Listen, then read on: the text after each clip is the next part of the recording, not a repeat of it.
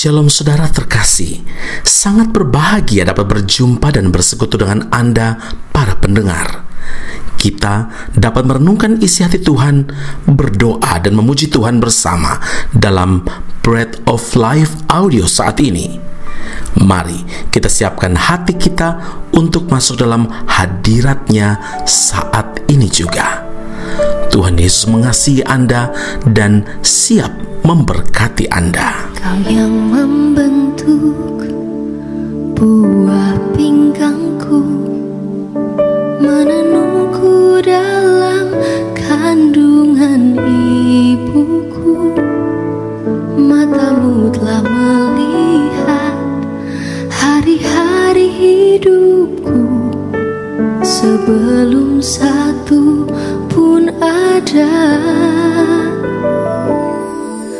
Engkau yang mengatur jalan hidupku, menuntunku dalam setiap langkahku. Matamu telah melihat hari-hari hidupku, semuanya dalam tangan-Mu.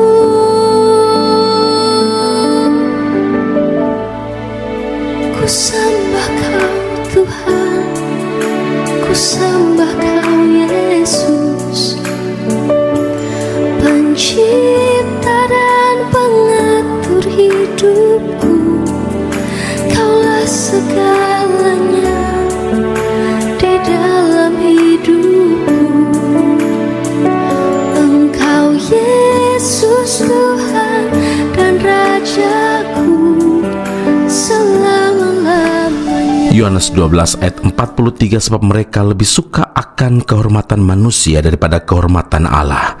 Saudara yang terkasih, Alkitab menegaskan bahwa ada harga yang harus dibayar sebagai pengikut Kristus.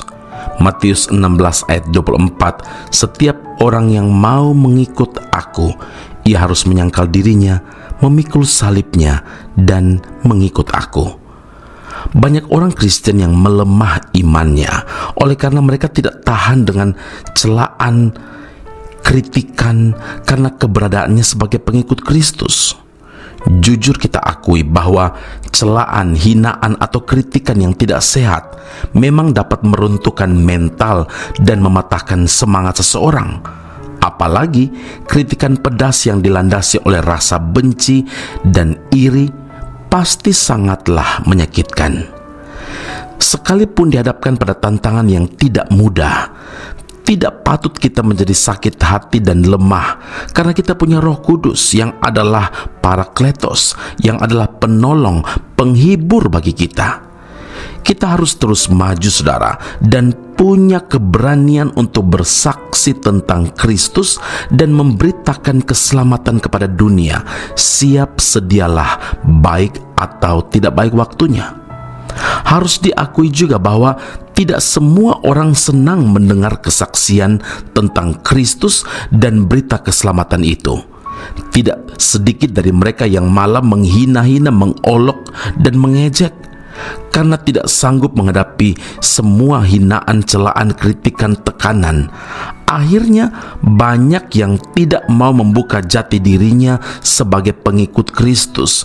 Mereka merasa malu bila harus bersaksi tentang Kristus karena khawatir reputasinya akan jatuh, takut dibenci, takut kehilangan pangkat, kedudukan, atau justru popularitas.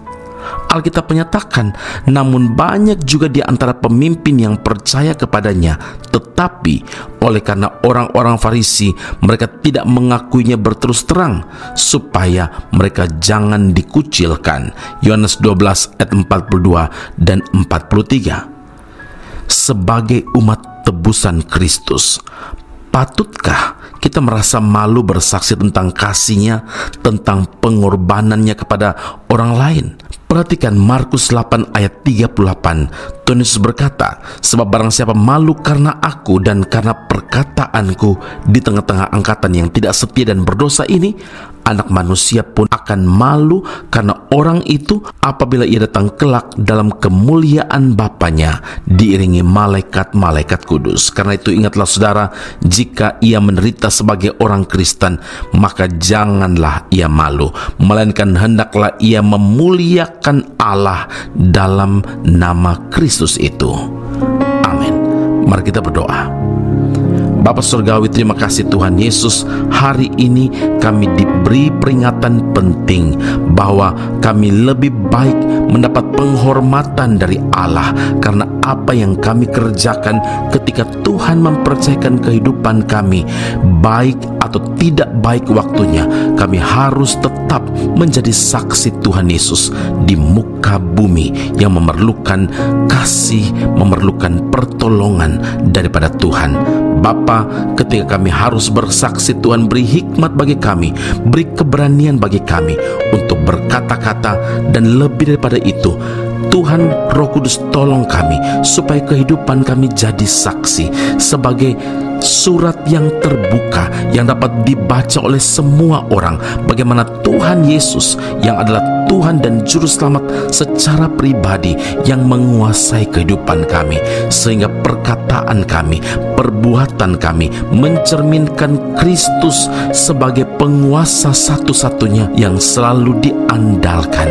Terima kasih Bapa di surga. Kami berdoa, kami percaya bahwa karena Roh Kudus bekerja, maka kami tidak malu bersaksi, karena kami tahu semuanya akan mendatangkan upah bagi semua orang yang tetap setia melayani Tuhan, setia memberitakan kebenaran, memberitakan kabar baik, kabar keselamatan itu.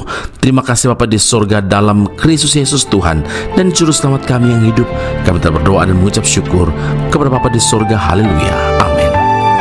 Tuhan Yesus memberkati Anda. Sampai jumpa. Keep on growing and never give up. Tak akan pernah ku sesali mengiring Yesus sepanjang hidupku, lewati lembah air mata, ku saksikan kemuliaan-Mu dinyatakan. Berapapun harga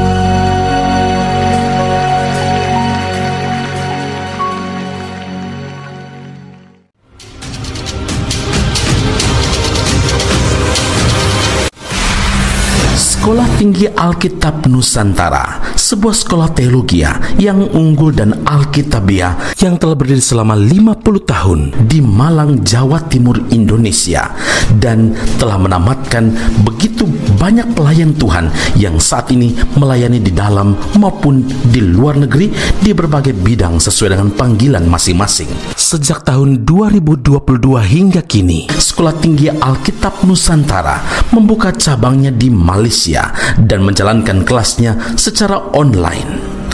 Program yang ditawarkan adalah sarjana atau degree dalam bidang teologi dan master atau magister dalam bidang teologi. Anda masih boleh bekerja dan bahkan melayani sambil mengupgrade diri Anda dan belajar bersama di Sekolah Tinggi Alkitab Nusantara cabang Malaysia. Untuk informasi dan pendaftaran sila hubungi 017 7923 798. Sekali lagi 017 7923 798. Jumpa Anda di Sekolah Tinggi Alkitab Nusantara. Tuhan Yesus memberkati.